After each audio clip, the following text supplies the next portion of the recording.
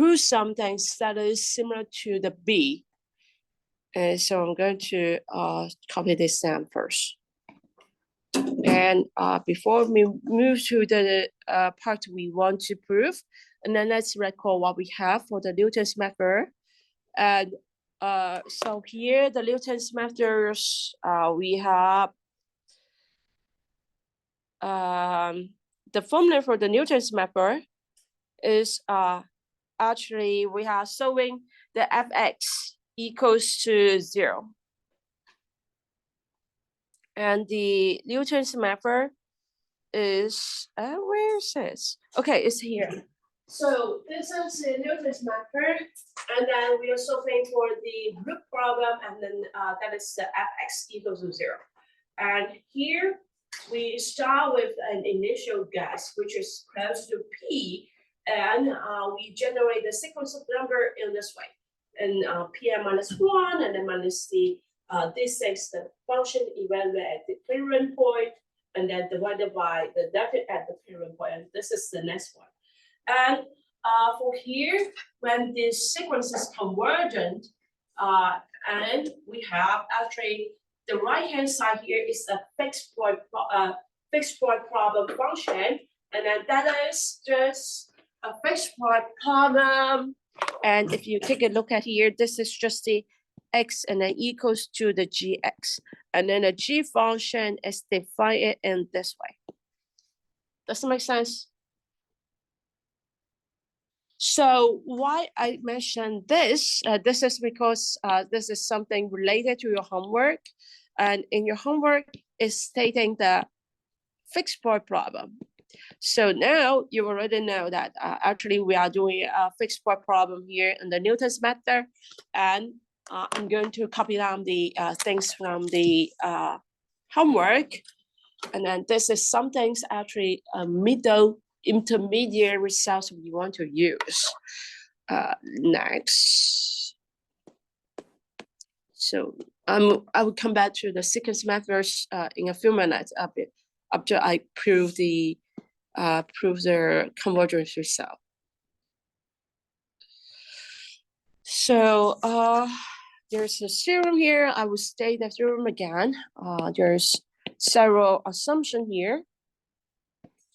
Theorem 2.6, and let the f is in the C2AB. And this is the very important things here. I'm going to do the full window first. Okay.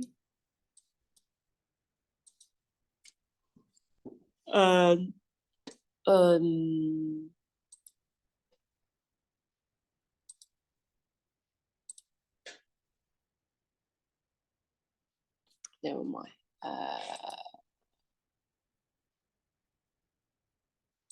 Okay, and there's some things assumptions, more assumptions about the f. So if the p and the AB is the solution,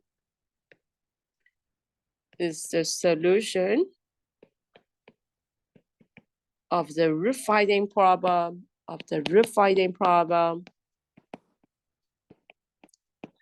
fp equals to 0. And we also have an assumption here that the tip at the p does not equal to 0. Then there is this. Would it be smaller? There is this. Hide the panel, please. Hi. That's good. There is this, then there is this, the delta. So this is quite similar to what we have here. There's a small range, small domain. Delta is bigger than 0, such that the Newton's method generate a sequence Pn and then n equals to 1 to the infinity, and then converges this one, the sequence converge into the solution P. And this is the theorem we want to prove. And then, but there's one restriction here, and then for the initial gas, and then that is for not any initial gas on the real axis, is for any initial gas in a small interval. Initial gas P0 in the interval P minus delta, P plus delta.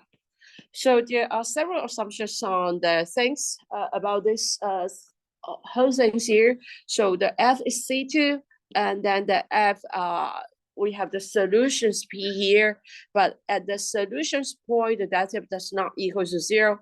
And for this methods to converge, and then we also need the initial gas in to be in the small domain around the real solution, the true solution.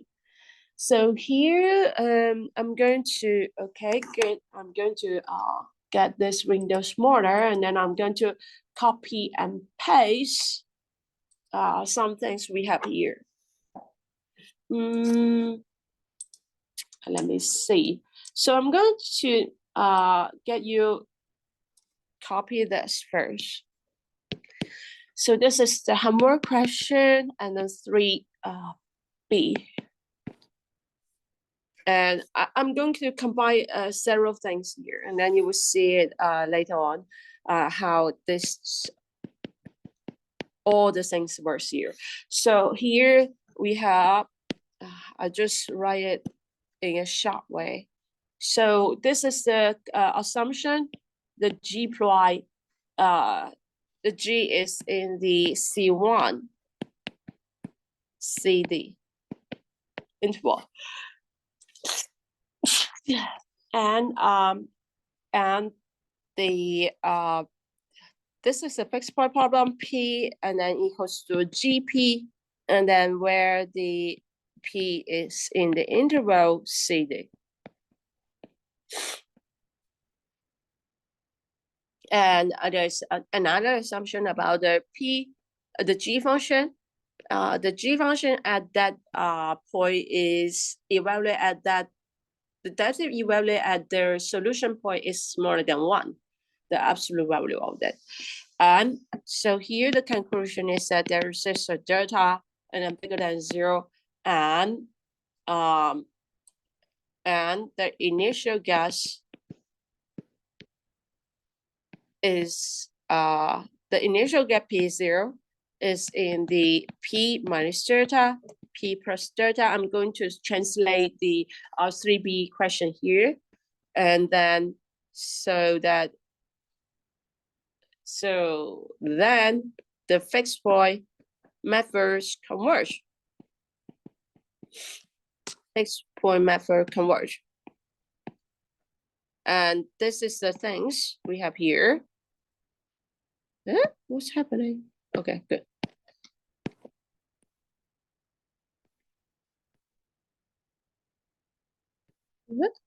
Fixed point method converge.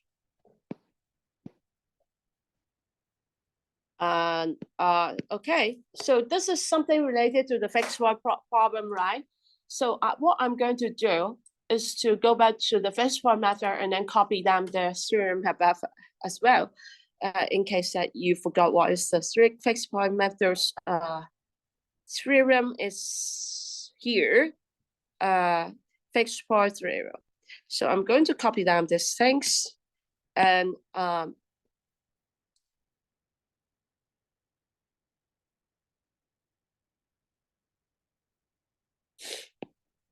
so I'm going to combine the homework 3 and theorem 2.4 to prove that theorem 2.6, because as I said before, and the Newton's method is just a very special format of the fixed point methods.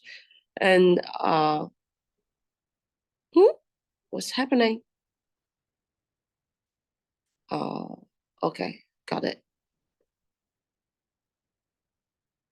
I copy more things than I need. Okay, this is the things, and then I'm going to compare two things here. So here, you don't see anything. Why? It's, the internet just gets no. Wake up, internet. Hey.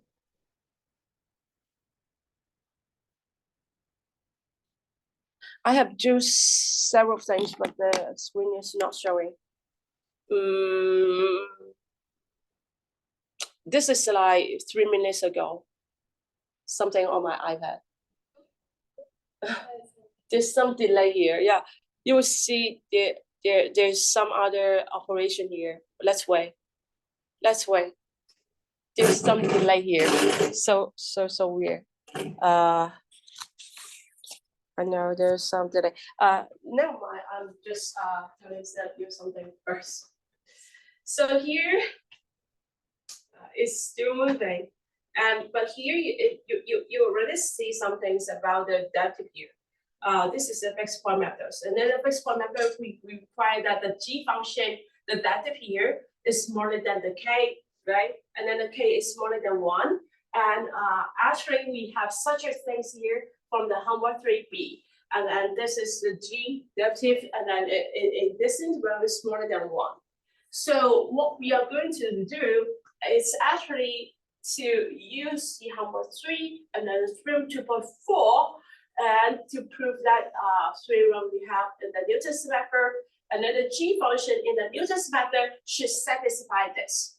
Should satisfy, okay, the g function should satisfy there is this interval here, and then the g prime in this interval is smaller than 1.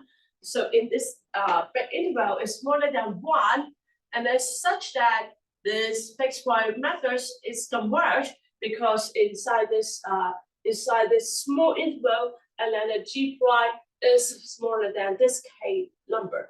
Then this k number is smaller than 1, and so we have this g function, this fixed point method converge. And for this g here, and then we have for this fixed point method, for this Newton's method, this g function is just the x minus fx divided by fyx. So now I'm going to combine this two and then prove the theorems we have here. So this is two things here. We are going to combine this two. So there is this a k, and then this k is smaller than 1, and we are going to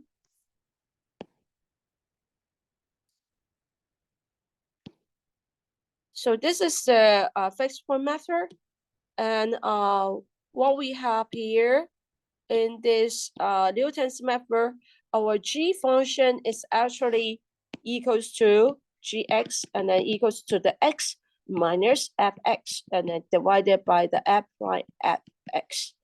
And this is our functions here. So next, I'm going to give you one thing. So I'm going to give you the proof here. So first, so what is our goal? If we have the homework 3, something similar to the homework 3 conclusion here, and then we just need to prove that the g prime p is smaller than 1, or around one area we have the g prime is smaller than 1, and this is our goal. And then once we can prove this from the assumptions in the 2.6, and then we finish our proof. And so let's see. So the next, I'm going to write down this. So the proof, and first we let the so the Newton's method is a fixed point problem where the gx is equals to fx. X apply x. And we generate the sequence by this. We generate the sequence Pn. The latest method is actually a fixed point method, and then with the gx function looks like this, and we generate the sequence with the Pn and then g Pn minus 1.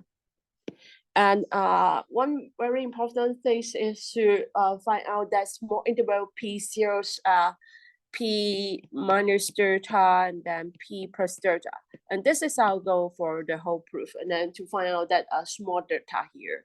And so now our goal is that, so let the K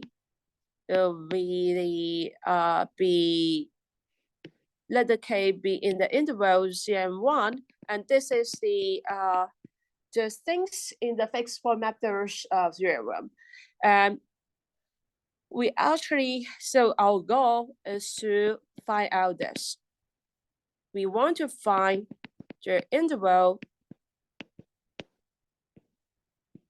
and you have already seen in this in the homework 3b.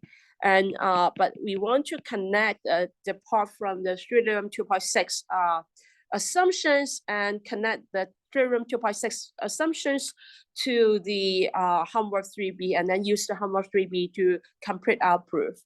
And here we want to find an interval and such that the g function is maps into itself. And this is because for the fixed point methods, we require that the domain, the range is inside the domain. And this is the same gx. You can see the value of the gs is still inside the domain. So this is one thing we have here, and which means that the g function maps the interval to itself. And this is something we want to find out such an interval. And also there's something else. So this is the first requirement, and the g prime here is smaller than or equals to k. And this is another requirement in the fixed point methods. For all the x inside the interval here. So first of all, let's see. So first of all, we are going to, there is something else we need to use here. That is also the homework 3a. So first, we are going to prove the first things. Okay, so since there's an assumption here, f is in the C2. So this part, f is in C2. So since the f is applied is continuous, is C, our interval should be AB here, the assumption. So the apply, the derivative is in the continuous space. And also we have apply P does not equal to 0. So what you have from the homework 3A, and so from the homework 3A, you could use some similar argument there, but in the homework 3a, it let the f functions equals to 0 at some point, but here the f price function does not equal to 0 at some point. But here you can use a similar argument from the homework 3a, and so I'm going to write similar arguments as the homework 3a, a homework question, and then 3a. It's not homework 3, it's a homework question this time. Homework 5, and then questions 3a. Similar argument as the homework 3, 5, and then 3a. We have there is 6, and then the delta 1, and then it's bigger than 0, such that for x inside this interval, and then this interval is the subset of the AB. And then all the functions in this interval, that is the f prime function here, and then it does not equal to 0. So this is quite obvious. This is if you don't need to use the you don't use the epsilon and delta language to prove this, and this is very obvious. And this is, let's say this is the f prime function, and then it is continuous. And then if this does not equal to 0 at this point, and then there's a small region that in this small region, and then all the function value here does not equal to 0. And if there is this function, and let's say this is the f prime function again, because this is the continuous one, and if this function evaluate at this point is equal to 0, and then there's a region here, and then it could be this region here, around this region, and then this function is smaller than 0, smaller than something smaller than a very small number. And this is very obvious from the continuous definition. And then for this one, around this point, and then because this does not equal 0, and then around a small region, and then all the function value here around this region does not equal 0. And this is something similar to the homework 5.3a argument. But now we would continue our discussions on the g function itself. So thus, the g is the g function. This is because the g function is defined in this way: the x minus fx and the f prime x. And so we can make sure that because the f prime x does not equal to 0 for this interval, so inside this interval, the g function is well defined. So the g function is well defined. Well defined because we have inside this interval the f prime x does not equal 0 at this in this interval. So the g function is well defined and also continuous on the interval p minus delta 1 and then p plus delta 1.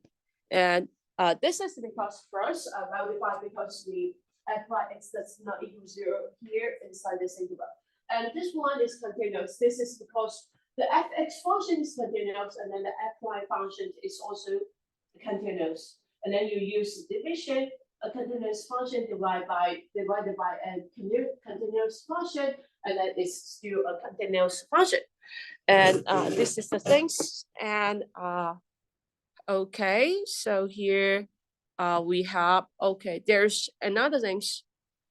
So now our goal is actually proving this.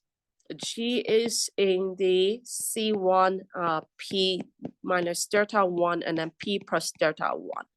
And now I'm going to prove these things. So what we are going to prove is the derivative. So now the derivative is the synthesis. So I'm going to formatly calculate the g function derivative, and the g function derivative, the g function is just equals to, I'm going to write down the g function again. The g function is equals to x minus fx divided by f prime x. So if I calculate the derivative, and then it's just the,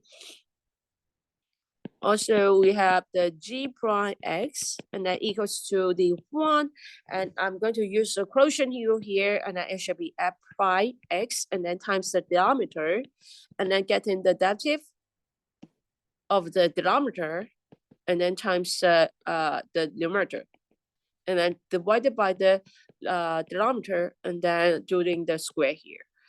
And it's actually equals to, and then the first part here, this is also the f prime square, and this is f prime square. So this is just 1 for the first part, and then that is 1 minus 1, and then plus the f prime prime fx, and then divided by the f prime x, and then square.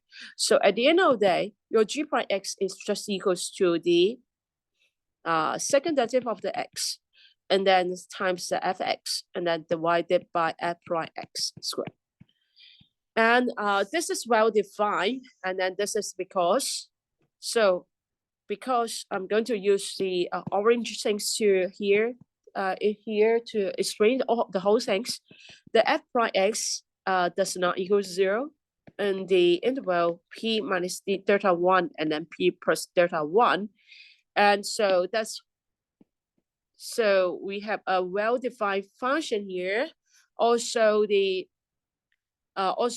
we have the f is in the C2 and then AB, and which means that the f prime prime is continuous function in the interval p minus delta 1 and then p plus delta 1, and also the f function is also continuous. And also we have the f prime function is also continuous in this small interval. So which means that hence we have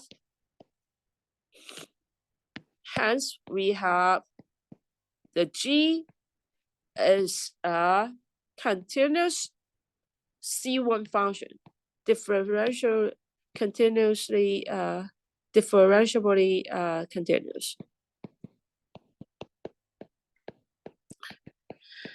So this is because we already have proof that the g function is continuous itself, and then from here we get the derivative, and we can see from the orange part this function, the g prime, the derivative is well defined. Also, we have this part is continuous, and then times a continuous function divided by a continuous function. So this one is still a continuous function. So that we can conclude that the g function is a C11, because the C1 function, it means that the function itself is continuous, and then the derivative itself is also continuous. So we have the g is a continuous C1 function. So now let's see. We already have these things, the assumption here in the homework 3b. So what we are going to prove the next is to prove inside one interval, and then the g prime is smaller than 1. So that's what we want to prove. And then we let the whole thing satisfy the assumption in the homework 3b, and then let's see what will happen. We are going to prove this, the next step. So I'm going to move this, and then this is the first milestone. The first milestone is here. We already have the G is in the C1. And then the next part is to prove, I'm going to get the milestone here, below here. And then we will arrive to this milestone later. And we actually want the G prime X. And then it's smaller than 1 inside interval, small interval. And this is the next goal. We want to prove this, and then this is the milestone I put there, and then now we are going to prove that. So now we have, let's see. So this is the step 2. We want to prove that the g prime functions at a point is in small interval is smaller than 1. So here we have actually what we have here by assumption. The P is, what is the P? P is the solution. So this is the Newton method, and then this is a root finding problem. P is the solution of the f functions, fx equals 0. And then which means that the fp equals to 0, right? So now, because the fp equals to 0, and then we have, what is the derivative of the, at this point? The derivative at p, and then it equals to the second derivative at the p, and then fp, and then f prime p here square. And because this part is 0, equals to 0. And we have the G prime P is equal to 0. Does it make sense? So now what we have, it's actually we have already satisfied this condition here. We already got the G prime P is actually equal to 0 in this assumption. And then the G prime P is actually smaller than 1, so that we have, okay, we already satisfy everything here in this assumption. G is a C1 function, and then G prime P is equals to 0 here, and then which is smaller than 1, so that we have such a conclusion here. So there exists a delta bigger than 0, and then with the initial guess is inside this small interval, then the fixed point methods converge. This fixed point methods converge, and then which means that the Newton's methods converge. So here we already have the G prime zeros, and then and which satisfies the homework 3B assumption, which satisfies the homework 5 and then questions 3B assumption. And actually we finished our proof here. If you combine the things you have in the homework 3B, but I'm going to start with the homework 3B here. This is a small part here, and then I'm going to continue the proof and then finish the whole proof here. And you already know how to bridge the bring the gap between this part to the homework 3B part. But I'm going to give you the details here. So because the G prime P is equal to 0, and also since G prime is continuous, and we have once again, by the homework question 5 and then question 3B, 3A, it's the continuous things around a small region, and then we have things is smaller than epsilon. So, but here we are going to let the epsilon to be the K. And there is this delta, and then it's bigger than 0, but it's smaller than the delta 1 we have just now. Then inside this interval, such that inside this interval, the G prime X is smaller than or equals to the K, and then for all the numbers inside this small interval. And this is the homework 3A work. You'll go back to take a look at your homework 3A, and this is the work you have here. So there is this K.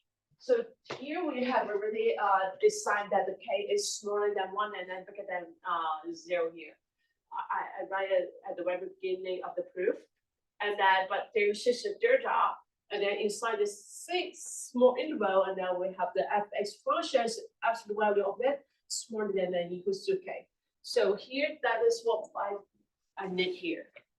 And you need to use the homework 3A question, and then to bring the gap together. And now I'm going back to the proof. Hopefully I can finish the proof here. There is just 3 minutes left. But here we have the G prime X is smaller than or equals to K. And let me see. So this is the things. And then once again, as I mentioned before, and then I'm going to use the mean value theorem to prove that the function is mapping the interval P minus delta, P plus delta to itself. So this is the next part, the step 3, and then I'm going to prove that the function G,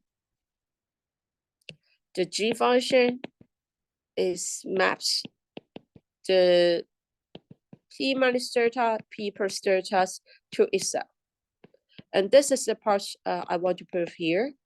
And using the mean value theorem, and we have the gx minus gp, and it equals to the g prime c and then x minus p. And we have we take the absolute value here, and also because the p is a fixed point, and which means that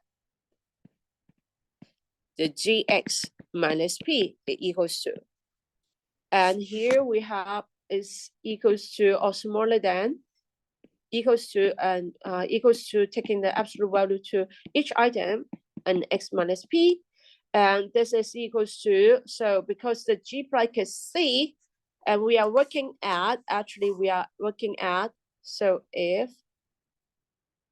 we have this for, we have for x, and then it should be inside this interval p minus theta and then p plus theta, and actually this is smaller than, because we have already proved that the g prime function is smaller than or equals to k inside this interval. So this is smaller than or equals to the k, and then times the x minus p, and because the k is smaller than 1, so this is smaller than this one, x minus p. And because the x minus p is smaller than theta, this is our assumption about is here. The assumption is here. X is inside this interval, so x minus p is smaller than theta. So we have the gx is also inside this interval, p minus theta and then p plus theta. This is because the gx minus p and then is smaller than theta. So now we already get all these things, and then so the g function, hence from the step 1 to the step 3, we proved that the gx function satisfies the assumptions in the fixed point theorem. Satisfies the assumption in the theorem 2.4, that is the fixed point problem. Hence, the sequence Pn, and then from n equals to 1 to infinity, it converges. And for the initial guess, there's something here. For the initial guess,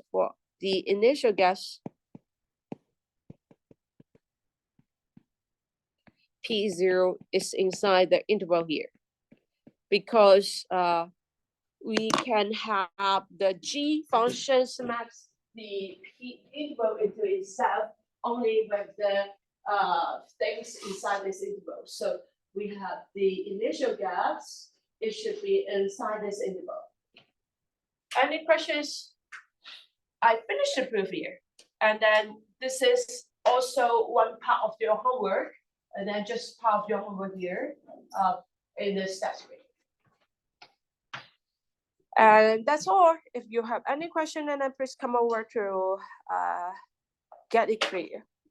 And this is a difficult one, and I hope you enjoy the proof. Not very enjoy, I can see. But that's all. See you next week, and then we'll come back to the sequence mappers to complete the and the sequence mappers